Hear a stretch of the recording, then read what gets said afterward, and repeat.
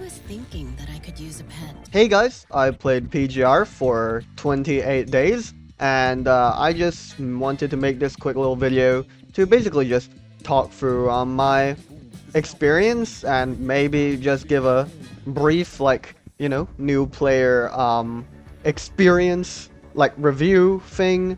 Because why not? I started playing on the 16th of June, which now I know is actually one day after Lucia's birthday. But yeah, if I just look at my records, here's my proof. I started playing on the 16th of June. That's when my first pull was, unless you think I've had my account be silenced for 6 months without any pulls. This is not my first gacha game, of course, just wanted to put that out there. I do play Wuthering Waves and Reverse 1999 regularly. The main reason I wanted to grind out this game within 4 weeks was mostly because I really wanted this Commandant skin for the Babylonia open area. And it's gonna run out in like 2 days. So that's why I've really pushed myself to get the main story done so I don't get spoiled when I do this homecoming quest thing. I haven't done it yet, but I'll definitely be able to get that done in the next 2 days. So that is fantastic news for me. Also, I'm terribly sorry if someone wanted to watch a recording or like a streams of me playing through chapters 1 through 41, because I did not record all that, because that is easily like 300 to like 400 hours of content, and if I were to record or stream all that, the pace would probably be significantly slower, and because the story is unvoiced, my throat would probably get devastated and destroyed permanently, and I'd be mute for the rest of my life, which I do not long for. Also, in the beginning, I didn't even plan to make this video. I'm really just using this as like a showcase of like what can be achieved in like a month's time. Let me blow on it. Alright, let's quickly go through an account review. I will say on day 1 I actually topped up and got the 119 rainbow cards just to get me kickstarted, because I didn't know how quickly I could get black cards within a month. I got a monthly pass. It's gonna run out in 2 days. Yeah, you can see there. And then I also got this thing and like some other like beginners like boons things that I got, which I thought was the better values of what I could get with my rainbow cards. But yeah, with that I also managed to get Lunar Eclipse with 5 rainbow cards, because that's like a deal thing that they put up. I also have Crimson Weave and 21 for free from like beginner missions. And then of course I have Lucia Inverse Crown, which I spent 120 pulls on her Philo Tree banner, of course, because she looks really cool. And now that I've played chapter 41, she's even cooler and deserves much better than her fate. I hope we can change that, but probably not. We'll see as the story progresses. Regardless, yeah, I spent the full 120 pulls on this banner, which I don't regret. I mean, I feel like I would expect to get it in 60 pulls, because the rate is like 0.6%, which might as well be 0 at that point. Oh, 0.5% even. So yeah, I'm perfectly fine with that. I got the shards from the Phantom Pain shop, so now she's already at SS3, which is fantastic. Hopefully she doesn't get power crept in like 2 patches. I don't know how bad power crept or how good it is in PGR. But yeah, I fully just invested everything I've ever owned into alpha here. I pulled her weapon in 20 pulls actually instead of 30, so that I got a little bit lucky there. I got some resonances here. I can't get the third one because I don't have the resources for it. And I also harmonized with one of my memory sets, which will give me more power, I'm sure. For my memories, I have also just completely just got loads of stuff on it that I think is correct for me to get on. Just loads of signature move levels I've noticed from a guide I've watched. But yeah, there she is. She's very cool. I also got Teddy Spectre from the like beginner 40 pulls on the Omni Frame thing on the member target. Like you could choose one for a guarantee after 40 pulls, which is what I used to get Teddy all the way back here on day 2 apparently of my gameplay, or over day 3 I guess. But yeah, that's pretty cool. I realized later on that she was on like the service shop that I could get her here. But I feel like if I actually waited that long to get her off of this store, I feel like it would be not as effective. Like I'll still get her, but not as early as I would have. Speaking of the service shop, I'm actually gonna unlock Nervatia tomorrow, I think, when I do my weekly missions. I get these second rounds of Phantom Pains, and then I'll get 200, which is enough to unlock Nervatia, which is cool. There's also Wanshi. I got him for the ice team.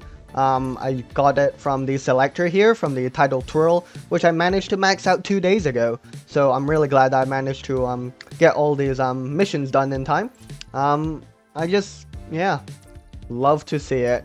But yeah, I like, other than this ice team, I kind of just have like no other team that is like formidable, I think, because I really just don't have the resources to invest in so much stuff. Especially when I spent everything on Lucia Inverse Crown. But yeah, other characters that I really want would probably be Elisa Echo. Currently I have 0 shards for her, but that's actually deceptive. I'm actually saving for it on the dorm shop, which I should be able to unlock today.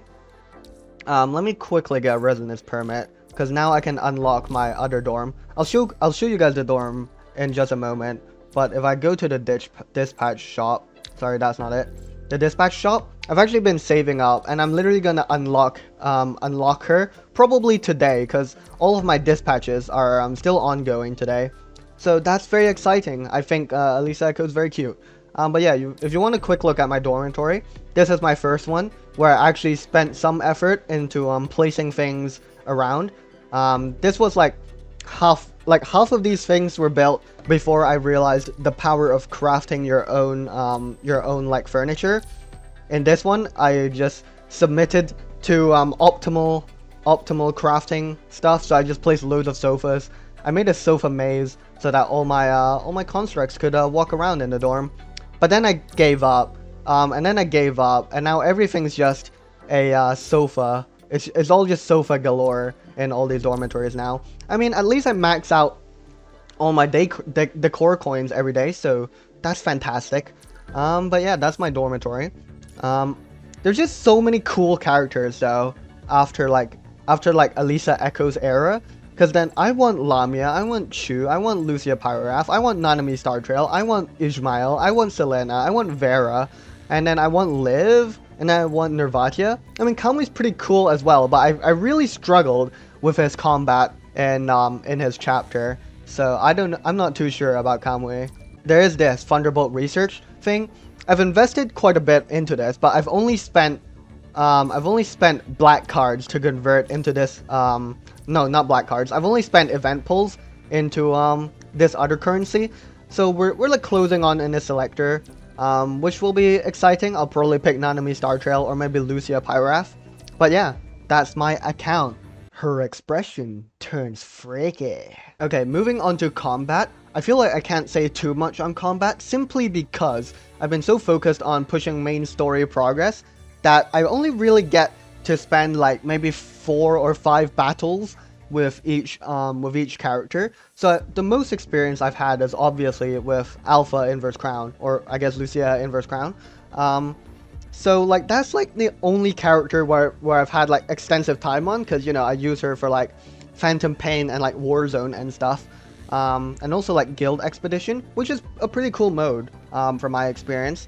But yeah, like I think the Signal Orb combat system is definitely unique. I've never seen something quite like it, and there's so many different ways you can like use the orbs, and like sometimes like some characters you can hold down like an orb to like do different effects. You can hold down your dodge button as well to do things. For example, on like Haikma, I remember Haikma has that you can hold down your dodge button and she does like a big attack. I really liked that simply because it was easy for me to understand. But yeah, I feel like there's just a lot of flexibility for different characters to have like unique interactions with like the signal orbs and like the different attack types. I will be honest though, after 4 weeks of playing, I still don't know where these signal orbs come from. I kind of just spam attack until the orbs appear, and then I use them immediately because I think I'm at a disadvantage without the orbs or something. I don't know. I don't even know if in some characters whether just hitting the single orb is enough, or do I always need a free ping for maximum value. I don't know. But yeah, I feel like yeah, there are definitely some characters that I've managed to adapt better to in the short glimpses that we've had of them in different chapters. Teddy Spectre, I mean, I've already had experience playing her because I got her earlier. So she would. I feel like maybe I'm doing it wrong, but I feel like Teddy Spectre is quite easy for me to get good value out of because I really just ult and then I just spam signal orbs and like attacks. I do quite like Lucia Pyrath for like extended boss fights, simply because like if I can get to like her like second like tier transformation or something, I can just start spamming light attacks and then I can just get a big heavy attack sequence in, and then I can just keep repeating that, and I find that quite satisfying. And at the same time, I'm just floating in the air, so I just rarely get punished for doing all that. But yeah, I feel like there's not really too much I can speak about on combat, because I haven't really gone too far into the realms of like tough combat other than like boss fights in the main story, which I think they are tough. Honestly, some of the boss fights I have died like in some of them, especially like the twins. The first time fighting the twins, I think I got like destroyed by them. But yeah, that's all I have to say about combat, to be honest. I don't want to go to work. Let me out. Let me out. Okay, now for the story. I do really like the story in general because I'm a fan of post-apocalyptic stories. And so like this is right up my alley with the punishing virus and all the devastation that has happened across this story. I will say though, I don't know if it's just me, but I play on English voiceover, okay?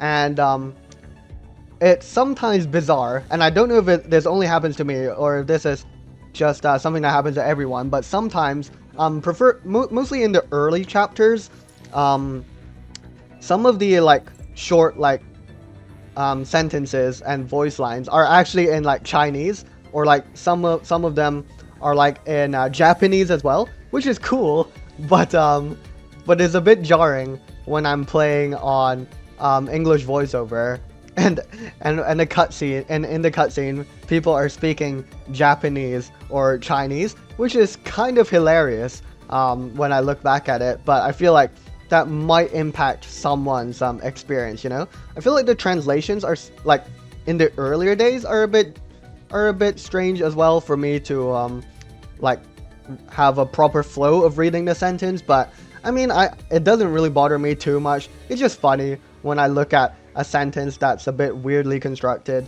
in the early days of the story. Regardless, I feel like that's mostly all I have to say about like nitpicks and stuff. I will say though, it is a bit strange going through the devastation that occurred with the Lucia plume frame, and maybe I missed something. Maybe it's like in a hidden part thing, because I haven't actually done the hidden stories because I was really adamant on pushing through the main story, the main sides first. I heard that the hidden stories actually offer hidden perspectives, so I feel like that could add on to the story that I've experienced. But I'm gonna go through them probably sometime after this video, because, well, I guess they can just offer a bit of more insight onto all the characters I already know. Maybe add some more context as to things that are happening in the background that I wasn't quite getting when I was playing through it, through mostly the earlier regions, probably because that's where all the hidden stories are until they were eventually eliminated from the main story parts. But yeah, I think what I'm gonna do is I'm gonna go through like the main storyline and like highlight things that I found really cool or interesting. I will say though, I have also done some side stuff in this arcade anima. I've done some of these. I haven't done Karenina or Noan fully, but I've done the other four, And then I haven't done any Journal of Promises because I really needed to push this out, push the main storyline out before I run out of time.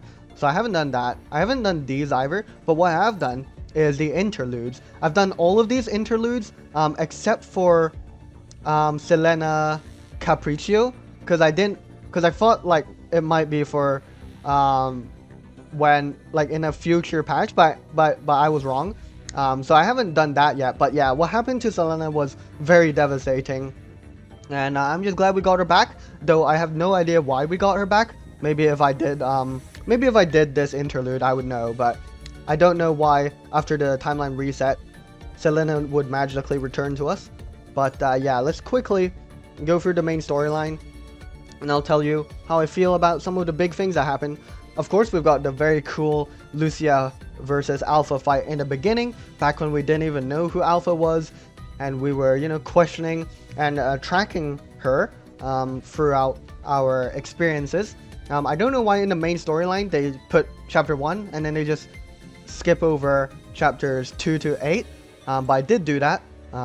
I did do those chapters. They were all the way here, down here, and of course I haven't done the hidden parts either, so the completion is a bit stunted. But yeah, I feel like that was just a nice like kind of prelude to everything that goes on in the story, just to learn more about the world in general, learn about the Forsaken, and I think we also caught a glimpse of Aslam, right, in those chapters when the thingy fell from the sky. Oh yeah, Camus as well. Finding out Camus was living inside of Camui's consciousness was pretty cool as well. But yeah, Nanami as well. Nanami is definitely a very interesting character to meet at the start. She's so whimsical, you know. And to think that we had mentions of Sage all the way early on in the early days of the story is pretty cool in my opinion. But yeah, we went on to progress through some stuff. I will say I don't remember some of these earlier chapters as well as I do the recent ones, simply because of recency bias. But yeah, no, yeah, see here, okay, this is what I was talking about. The fall of the space station was pretty cool. Meeting the people of Aslam was alright. It didn't stick to me too much. I feel like it wasn't as memorable for me over the long course of time. But yeah, the Kowloon, going into Kowloon, like the proper Kowloon, was pretty cool. And then we had all these like branching storylines, which was cool as well to experience. But I always just played these levels following the order, so it doesn't really matter as much that it's splitting off like this. But I guess like timeline wise, it's cleaner to represent it this way, because like all of these things are happening simultaneously. But yeah, I guess, man, having Lucia switch to the plume frame, I was really scared for her. I was really devastated that she was losing all her memories, you know. But thankfully, by some unknown reason, she got all of them back eventually. I mean, I don't know why that happened, but I'm not gonna question it. I don't know. It just happened, so that's cool. I mean, I'm glad for Lucia Plume to get all her memories back. But yeah, fake Ascension was solid as well. But to be honest, I think after Lucia Plume, what really struck me was most definitely oh yeah, Atlantis as well. I forgot about Atlantis. Atlantis was very cool, especially seeing Vera fight Lamia as well. That was very cool. But shout out to all the researchers and all they gave to give us the Omega file. And man, was the Omega file just incredible for everything that followed after, with Omega weapons and eventually the Omega core. Shout out, man. And huge shout out to Asimov, bro. The goat of the Science Council, bro. Literally, without Asimov, I think we would be dead by like chapter 2 or something. I don't know. His contributions across the story is actually glorious, and I think Asimov is just the goat. There's so many goats in this story, you know. Chapter 16 was the most devastated I think I've ever felt in a story. Or was it chapter 17? It's basically the aftermath of Pulia Park, that is just absolutely disgusting. Like, I felt so hopeless, honestly, when all of this happened. Especially when the hetero creatures started evolving before our eyes into hetero sapiens. Like, that was devastating to witness. And then after everything that went down in the greenhouse and the birth of the twins, and then we failed to defeat the twins. Like, that is so bad. The aftermath of what happened in Pulia Park was just so devastating, honestly.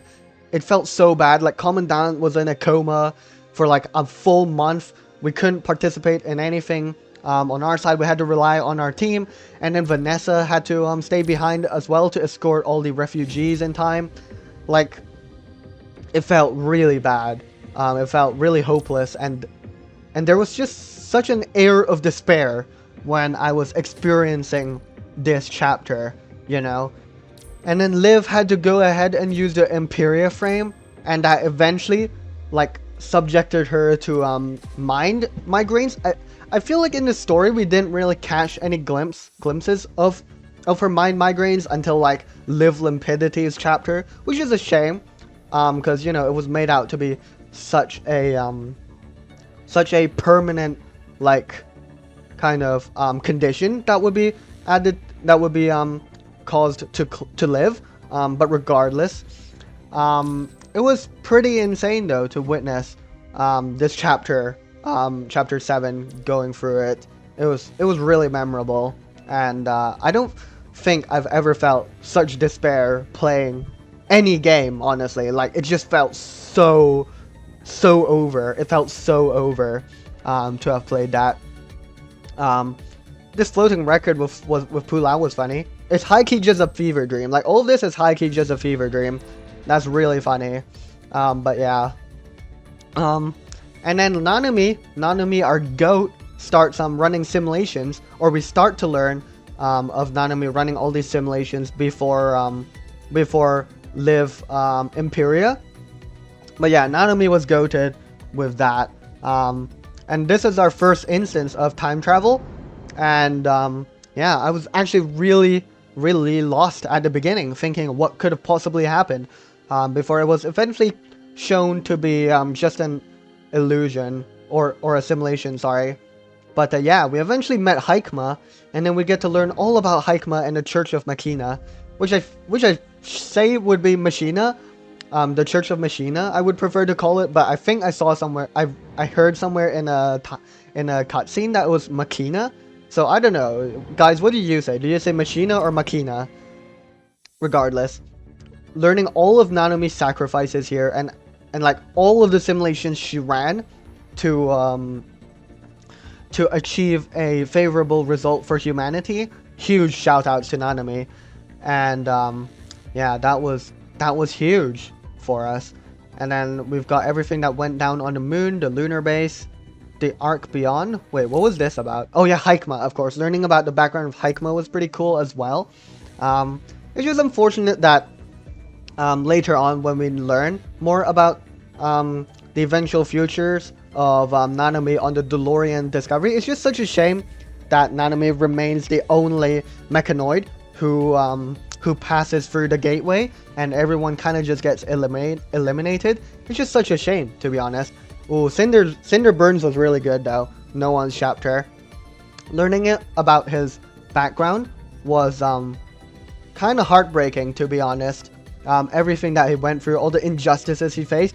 But I'm just really glad for him towards the end, where he finally learns that everything that seemingly failed in the past, like whatever happened in the trial where he got himself injured and kicked off the train, I believe, and that's when he became Shrek. I feel like it was very devastating for no one at the time, and I'm just so glad that he came through with his promise when he jumped out the train, and he did eventually come back to life because of Vonnegut and Leafless's plans. And I'm just so glad he's back with us, honestly.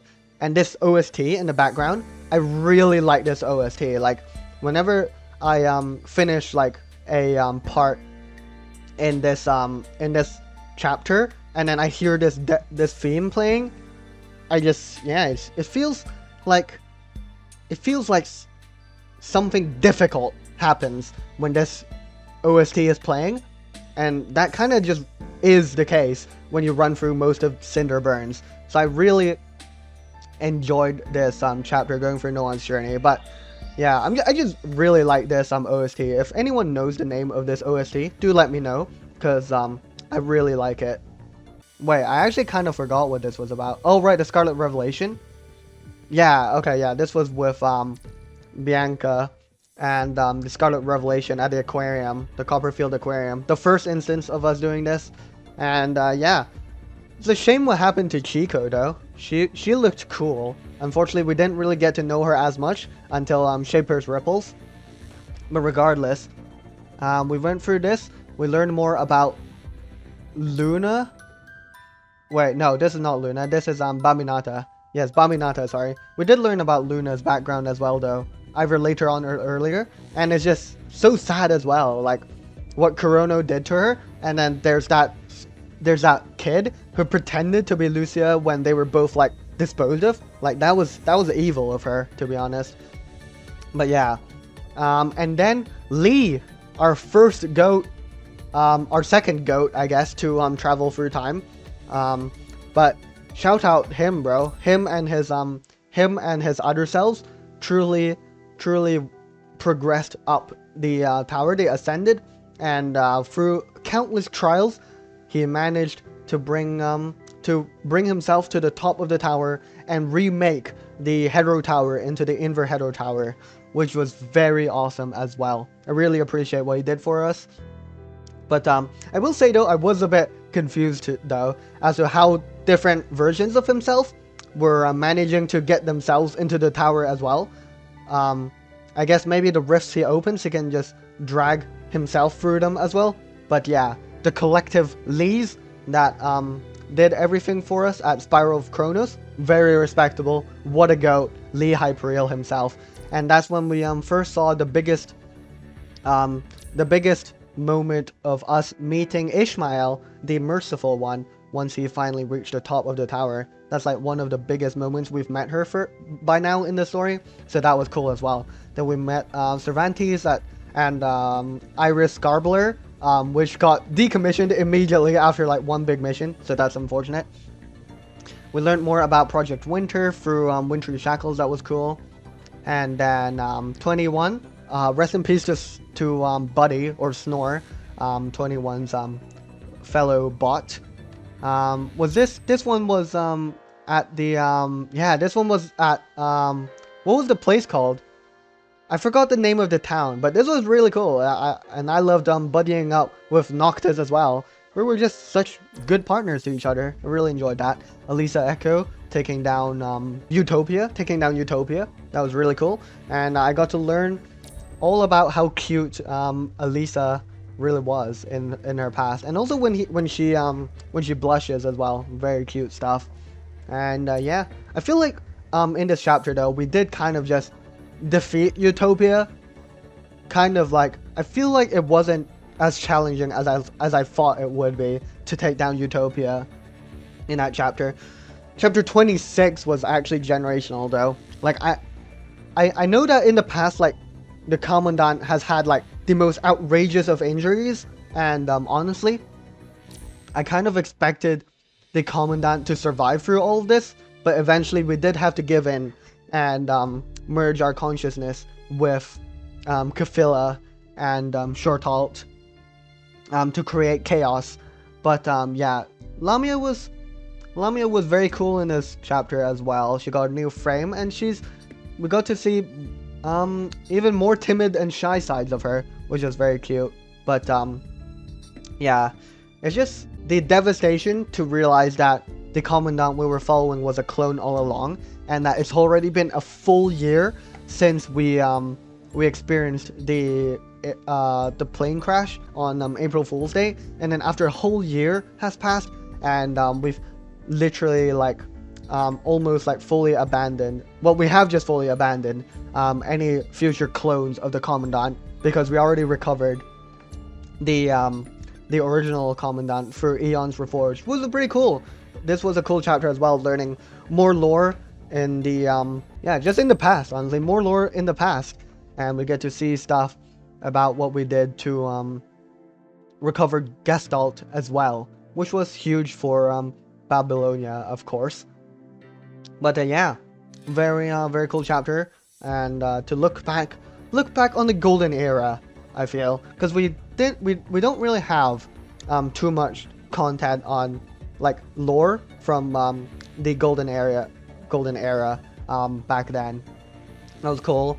Our last stand at Kowloon as well, at the Tabula Akasha, that was pretty cool. I can't believe, like, I was actually shocked when Du Heng just straight up shot Chu.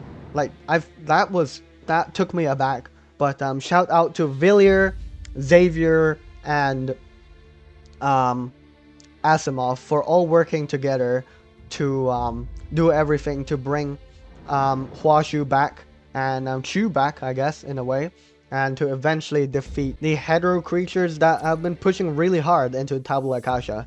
So I really appreciate that. Teddy's a goat as well in this chapter.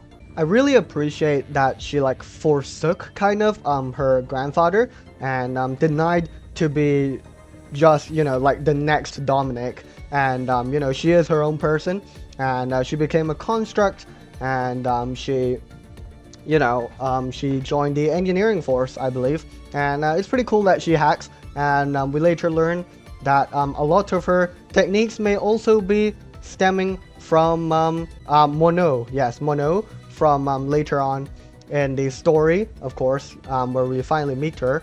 But yeah, some cool. I like a hacker. Hacking is pretty cool. And we got Luna fighting against her kind of Ascension Network counterpart thing, Selene, to wrest back control over the Ascension Network, kind of, when we released Chaos Zero and the contaminating mimetic into Earth, and it crashed into the Hetero Tower. But yeah, we kind of needed Cradle's help to do all that, to create this new frame, I believe, in this instance. But yeah, I'm glad that went off without a hitch. We've got Han Ying at the Aerospace City, fighting against Veronica, who I feel like, I don't know, you know what they say, justice is blind, and I feel like sometimes Veronica gives me that vibe, because she is justice at the Church of Machina, whichever you prefer. But yeah, we also learned a bit about the past of Bridget, and you know, we were doing all this to relieve the Norman family's butler from what they've been doing down here in the good old mines.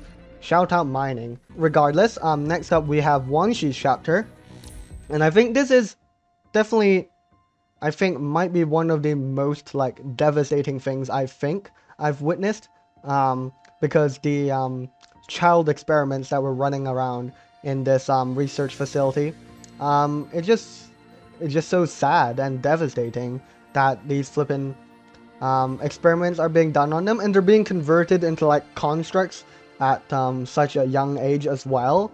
But yeah, I mean, at the end, they were all just kind of one big family, you know, with Wan Shu, Wan Shi's mother, kind of just guiding them out and freeing them from this place. I don't think they told us what happened to the kids after they presumably escaped with the help of Wan Shu.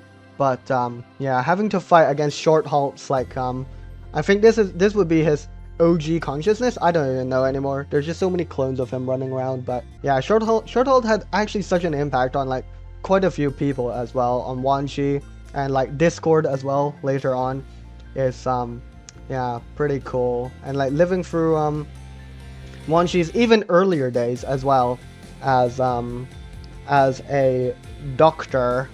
Very cool stuff. Shaper's Ripples, what do I have to say? It's absolutely generational.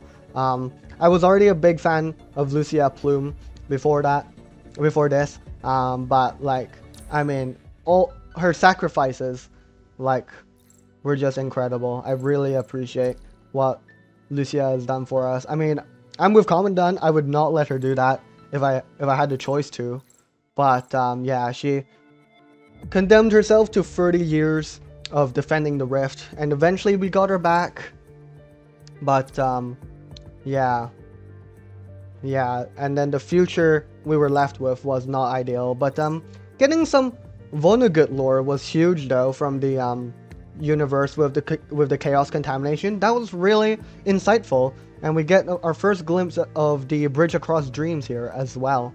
But yeah, the big thing is though, after all of this fiddling with the Hedro Tower, we extracted its core, you know, everything fell apart, and we have to look back into this version of reality after spending a good 30 years, I think, in the Hedro Tower. The Commandant finally reveals themselves, but it was such a bleak reality, honestly. Yeah, things looked really bad here as well, similar to how I felt in chapter 17, I believe. But yeah, for Shaper's Ripples, I feel like it would be so effective and even more devastating if we started with every, like, the hetero zone outbursts and all the, like, punishing virus being spread, like that was mentioned in part 1. If all of that was shown to us instead of a flashback after we were already at Constellia City, I feel like that would be way more impactful. But I mean, this chapter is really long anyways, so I don't know. But yeah, I'm really happy as well that I managed to remember the code that accesses the underground area. Like, there's like a full like hour between them telling us the code and then having to punch it in like a very tight moment. I was just really proud I managed to remember it first try. Regardless, back to the galaxies. Yeah, all of this we went through with like watching the thingy, the message left behind by Nanami, and then having to eventually progress into the Red Tide to be saved by Ishmael. And then with the help of Ishmael, we managed to go back and send our consciousness back into the clone that died in what was chapter thingy called? Cradle Parade. Yeah, we have to shove our own consciousness back there to become the ultimate omnipotent chaos, which was pretty cool as well.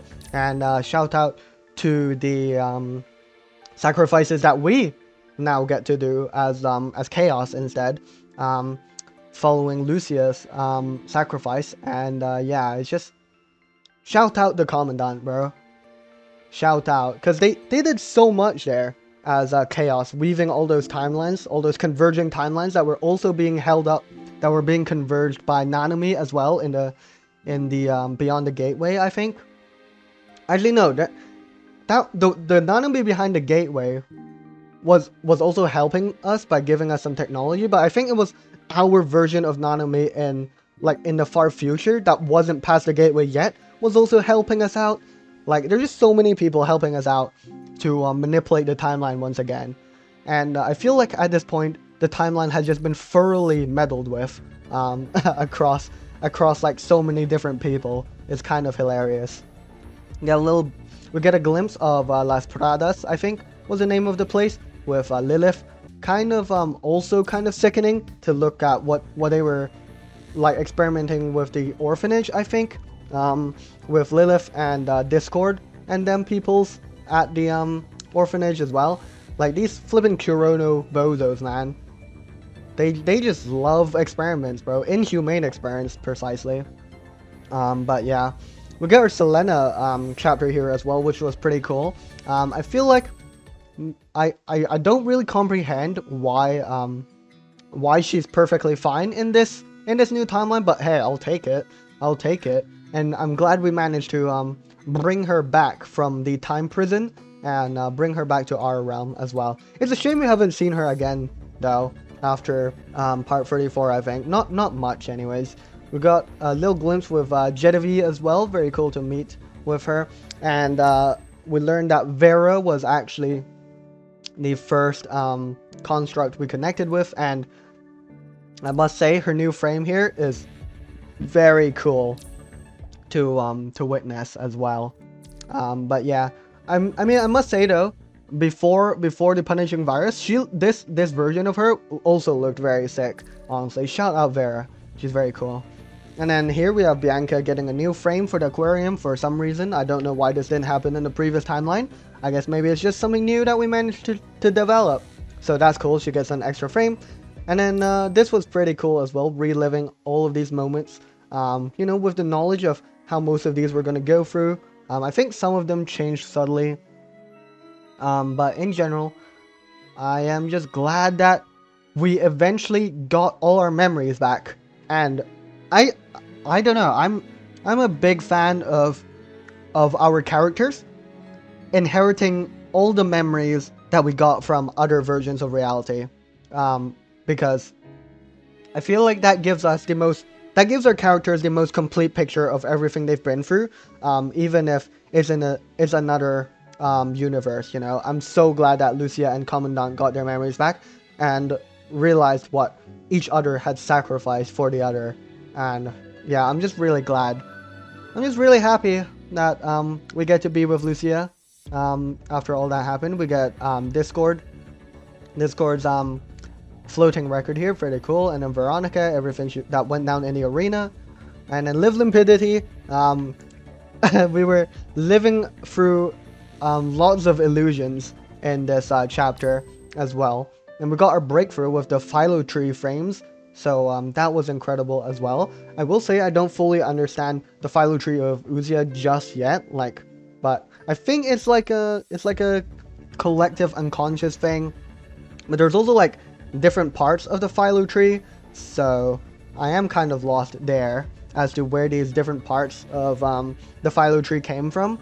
Maybe I think they just represent like different like, I don't know, different parts, I guess. They represent different values or something, I don't know. But yeah, the Philo Tree is slowly expanding, and we're probably gonna get more and more frames in this Philo Tree soon enough. We got Teddy's second chapter getting us the Spectre frame, and that was pretty cool as well. We also realized, I think, that is a Saphira frame as well, however you pronounce that. Very cool. Unfortunately, the first ever part of this is going to work, and that is, I'm allergic to employment, unfortunately. So, and then we have Nervatia's chapter. It's very cool. I really liked how she called us Little Raven, the entire chapter. That was pretty cool. But yeah, going through her background was pretty interesting as well. She had PTSD, and loud noises really got to her and got her to struggle. But I feel like it's pretty cool to follow the journey of Nervatia, honestly, in the past, when she's kind of just spawned in with no memories of the past due to her PTSD, I believe. But yeah, it's also one of the first chapters where we got an animation going on in the background here with this tree growing over time. It's very cool. And shout out to Margaret and all the Phantoms, honestly, for protecting us. And yeah, I fully thought, was her name Jagienka? Sorry, I might have mispronounced it as well. But yeah, like she was fully ready to sacrifice herself, but I'm really glad that she was saved by the Phantoms. But I mean, I fully understand her view as well for thinking that Nervatia betrayed her, but it's just that Nervatia just held it to herself, you know, and everyone's just trying to reveal the truth about what went down in their own way, to be honest, and I gotta appreciate that. But yeah, that was a cool chapter as well. Kamui's chapter, I must say though, Kamui's chapter has completely dulled me to any large time skip, because now I just don't believe it anymore.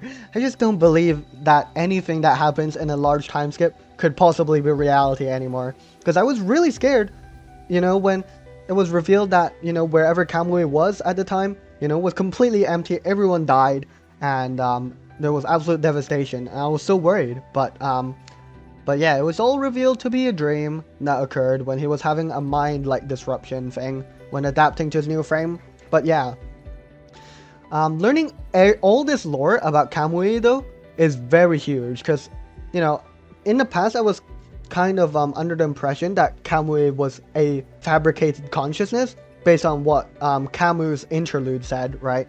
But it turns out Kamui was a real person, and they actually integrated his consciousness into combination with Kamu, right? But yeah, it's just also heartbreaking, honestly, to witness everything. Oh, I'm so devastated that his parents died. We're right in front of him, kind of. You know, I know there was a shield wall between them, but these guys were pretty cool as well. Everything that went down in Azet is just so, I don't know how to describe it.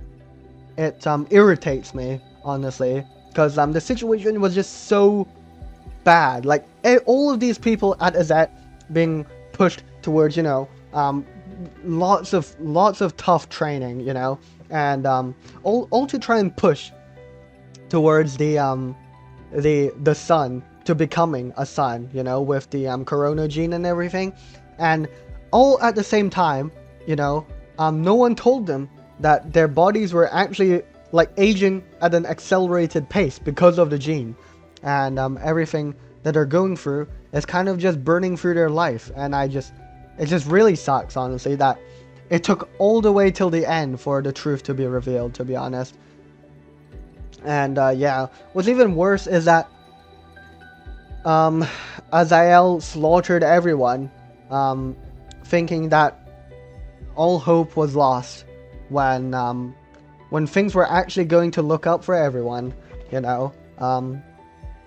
Yeah, it's just so sad. It's not like, yeah, it's kind of like everyone at Azet just perished for no reason. It feels like that, but I mean, there's no guarantee that, you know, after the new support came over, the project would go better. But I mean, they had the highest, all three of them had the highest probability, and an equal probability as well of becoming the sun that they so wanted to become.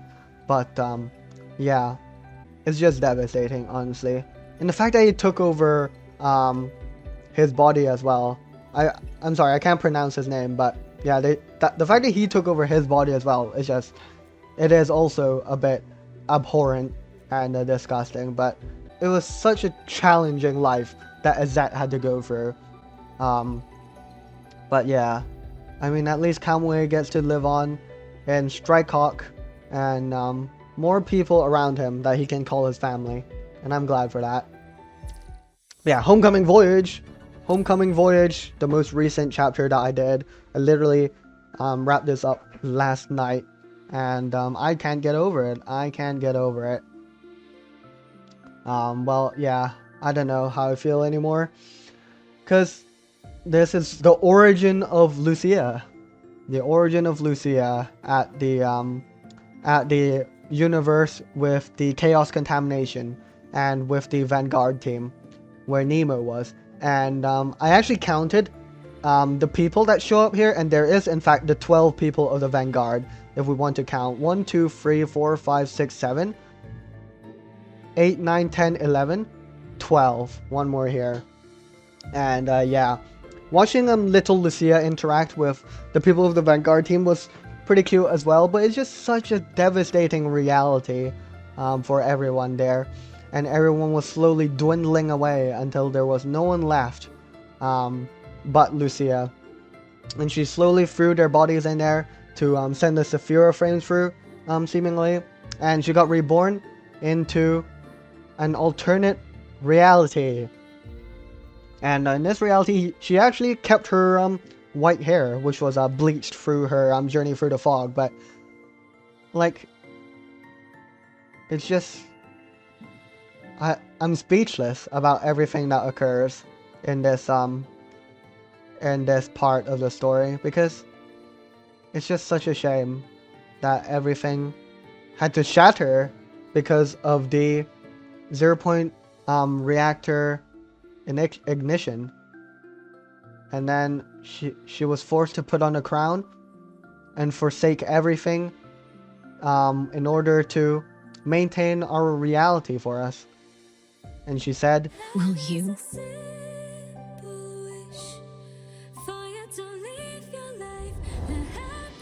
Not marry me?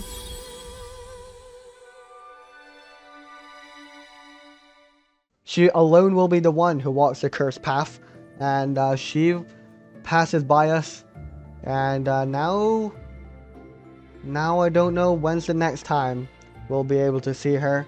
She's gonna oversee everything that goes down through this timeline, maybe silently protecting us after taking on all this misery. But yeah, it sucks. It sucks. We've reached our hand out here. Everyone's pointing their guns at her. I just wish there was a reality where this wouldn't have to be the case, but I mean, of course, she had the choice to keep the well, I think we both had the chance to keep the second timeline where we were both at FOS, but she just had to decide. She had to make her choice, and she decided to create one final timeline where Lucia can be happy, and that would be, I guess, our timeline with Lucia Pyroraph. But I don't know if this version of Commandant had all those memories. I feel like this version of Commandant wouldn't have access to all those memories, because you know, Alpha kind of just reset the timeline here. But yeah, I hope there comes a day where Commandant relives those memories in FOS with Alpha, because I just can't stand to see people sacrifice themselves and no one knows what they sacrificed for us. It's heartbreaking, honestly. But yeah, this chapter was really good. Regardless, that's all I have to say about the story thus far. And yeah, experiencing all that in 28 days is crazy. But yeah, I really enjoyed the story. And I feel like over time, the quality of the stories and the stakes kept rising, and it kept getting better.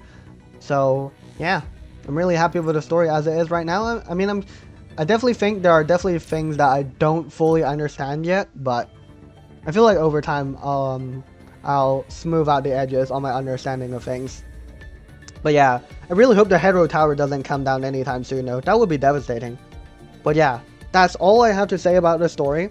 If you want to ask my opinion on like some element of the game, do leave a comment. I will say Hanif and all the other commandants at FOS also deserve my praise. Vanessa, Simon, Harley Joe, Chrome, Murray as well. All of these guys also deserve my respect. They're all doing their best to carry out their commandant duties. And Sika as well. Yeah, Sika. And yeah, just everyone. Shout out everyone. And yeah, I'm really glad that we managed to travel so far with all of our companions right now. And I hope it stays that way. Thank you very much for watching. And I'm gonna be off to play Wuwa 3.5 now, finally.